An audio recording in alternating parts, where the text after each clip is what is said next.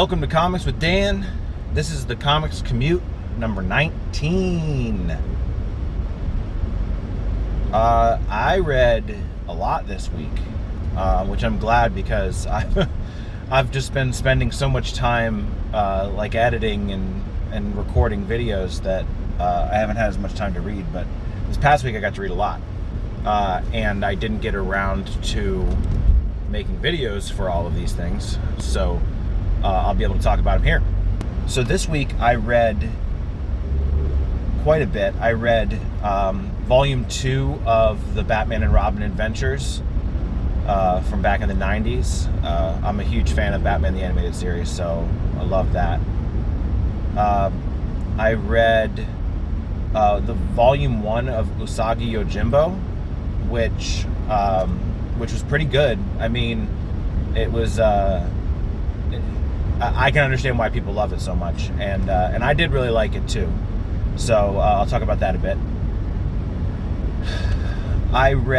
So a few things that I read that I didn't get to make videos about are Teenage Mutant Ninja Turtles Alpha. I read Batman Scooby-Doo Mysteries number 6, and I also read Lawful number 1 that actually comes out this week, and I really wish I'd had time to make a video for that one because it was very, very good. And then just a couple of the books I have upcoming this week is Transformers number 9. I'm really looking forward to that because Transformers is just week in, week out awesome. And I did put a copy of Midlife or How to Hero at 50, I think is what it's called, the trade paperback for that. I did put that on my pull list. My local shop's a little uncertain when it comes to, non-big 2 books that, especially one if it's like a trade paperback. I've never done a trade paperback on my pull list, so we'll see how it goes. Hopefully it comes in. That'd be nice.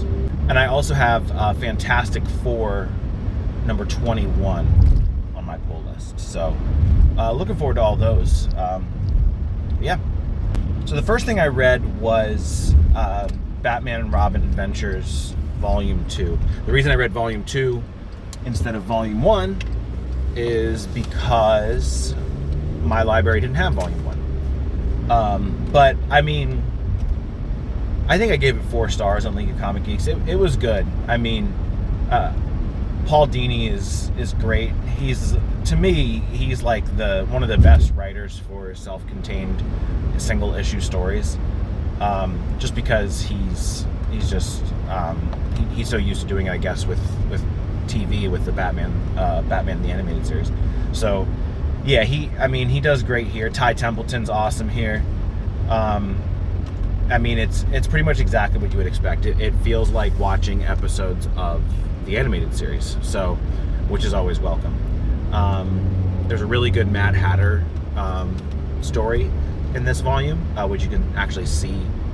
The cover of the trade paperback is the cover of that Mad Hatter issue, so it was a really good one. It had me audibly gasping a few times. So yeah, that was definitely a good book. If you get a chance to grab a copy of it, check it out. I also read the first volume of Usagi Yojimbo. This is just one that I've heard people talk about and clamor about a lot, so I thought I'd check it out. So we recently got Teenage Mutant Ninja Turtles Shredder's Revenge, the video game, and the anniversary edition has Miyamoto Usagi in it. So that kind of prompted me to pick the book up. My library has like volumes 1, 2, and then like 17 and 19 or something like that. It's missing a bunch, but I'm glad it had volume 1 because it was pretty good. I really like I've been getting more and more into the black and white art. There's something about being able to effectively portray what you're trying to show without the use of color. And so on one hand, it's I feel like whenever it's done improperly, it can be rather boring. But when it's done well, it's fantastic. Like Paul Chadwick on Concrete is a really great black and white artist. Barry Windsor Smith, Charlie Adlard. I mean, some of the greatest black and white artists out there. So Usagi Yojimbo, it was pretty good. I mean, the stories, what I really liked about it is that the stories were pretty self-contained. Each like individual chapter had a fully fleshed out story.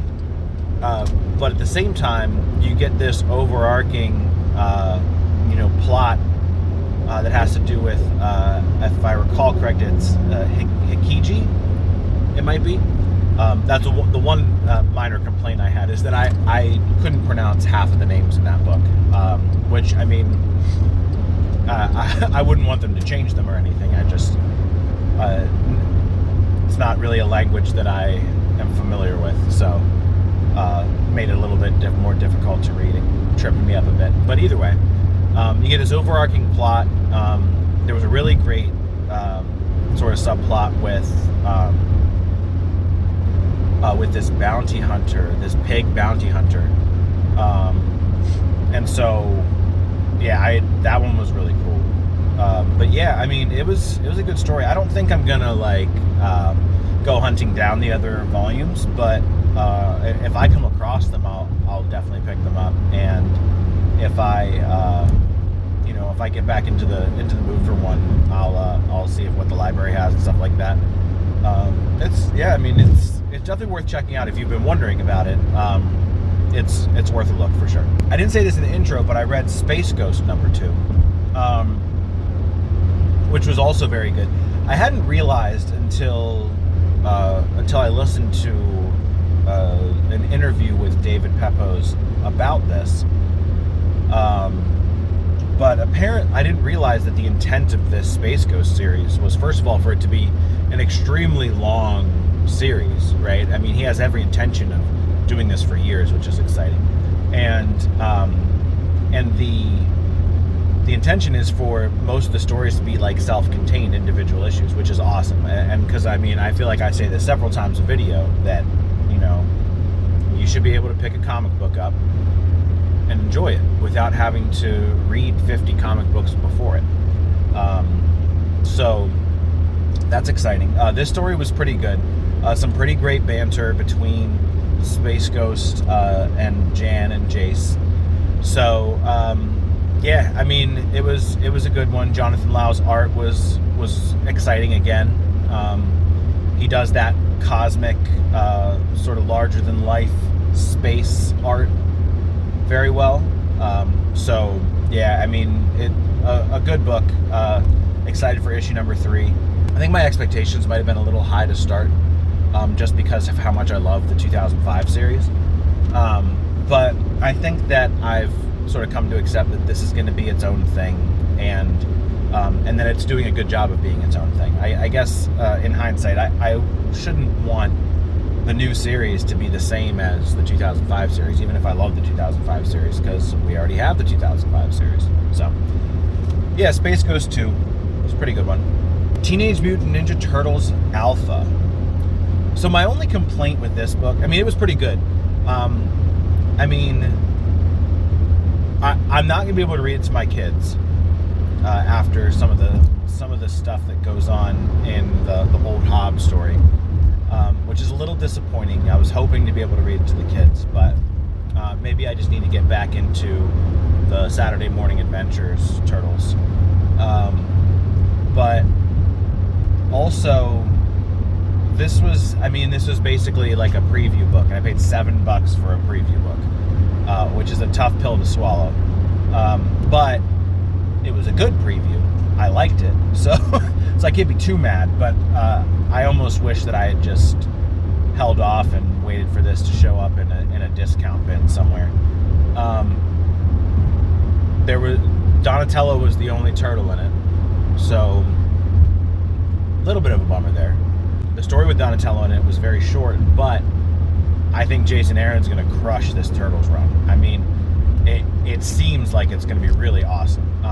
Just like this sort of desolate, bleak looking situation that it seems like the turtles they're going to have to build themselves back up, and it contains that storytelling style that I really like, where it's essentially a flash forward and the reader's wondering what happened to get us here, and I think we're going to go back and see kind of how we got to this point, which is a storytelling style I really enjoy. So yeah, Teenage Mutant Ninja Turtles Alpha, I would say I don't know that I would buy it. If you want to know what happens, I'd be happy to do a recap video if anyone's interested. Just let me know. But $7 for what amounts to a preview of a good story, but a preview. That's tough. That's hard, especially with how limited my comics budget is. So, Batman Scooby-Doo Mysteries #6. So, and I'm gonna have to put this up on this first page up on the screen. I laughed so hard when I saw this. It's Fred Jones, and he's listening to music, and he goes, I love trap music. Which, obviously Fred loves setting traps, so that's part of why it's so funny. But just imagining him listening to trap music with his ascot is just, and overall, what a great way to open the book. Amanda Diebert crushes at page 1. The rest of the book, also very good. A pretty classic Scooby-Doo story. All these writers that we're getting on this series are just, they're doing a really good job of incorporating a family-friendly version of Batman into regular Scooby-Doo stories. And it definitely feels, all these issues through issue 6 have felt like it's a Scooby-Doo story with Batman in it, which I'm fine with. I think that's probably the better way to do it. And it has not felt like the other way around, where it's a Batman story with Scooby-Doo in it. So, at a $2.99 price point for Batman Scooby-Doo Mysteries, this has to be the best value book in all of comics right now, because it's enjoyable week in and week out. And for $3, I can't think of another comic that's $3 on a regular basis. So yeah, absolutely worth a go. I can't talk it up enough. I love it. So I got to read Lawful #1, which, and I don't recall the entire creative team, but I know that Greg Pak is the writer. Just looking at the front cover of the book, I wasn't sure that I was going to enjoy it. And in fact, when I got my review copies from Boom this weekend, I didn't really think that I was even going to bother reading it, because it just didn't look like something that I was going to enjoy. But they had it as their sort of highlighted issue, the thing they wanted to promote. It was a new #1, so I figured people would want to hear about it, so I thought I'd give it a go. It was awesome. It was fantastic. The premise is that there's this society or place that when you don't break, or when you don't follow the rules, you essentially slowly turn into a monster. And the implications of a society where doing the right thing and following the rules aren't separated at all is extremely interesting. And we get a really cool cliffhanger plot point right off the bat. So I don't know that I have room on my pull list for more, but if you do have room on your pull list, get Lawful #1. So it's really, really good. I gave it 4.5 stars. It was awesome. I am very, very surprised at how much I liked it. So definitely check it out. So the books I'm looking forward to this week, obviously Transformers #9. I know it's going to be great. It's an awesome cover, so I'll probably do a review of that one. So make sure you keep your eyes peeled for that. And I mean, Corona's crushing it on art. I'm surprised that I'm not missing Daniel Warren Johnson more, but I mean, he's doing it. He's doing a great job. And Russ Wooten on the letters. I mean, one of these times I'm going to dive into lettering and really just I want to make a video where I talk to a lot of letterers and we can kind of sort of educate everyone that reads comics about how pivotal good lettering is, because it really is. I mean, it's hard to see when you don't realize that bad lettering is what's causing the problem. But I mean, so Russ Wooten on Transformers, awesome. He always does a great job. So yeah, Transformers number 9, that's out this week. I'm excited to check that out. I also, How to Hero at 50. I mean, we'll see. I thought it looked good. I wanted to add it to my pull list, but I didn't have the budget at the time, so I decided I was going to try for the trade. I've never added just a regular trade paperback to my pull list, so let's see if my shop even orders it for me, because sometimes that doesn't happen. I'm still waiting on Ice Cream Man number 39 a month later. I think it should be pretty good. We'll see how it goes. I mean, I'll keep you posted.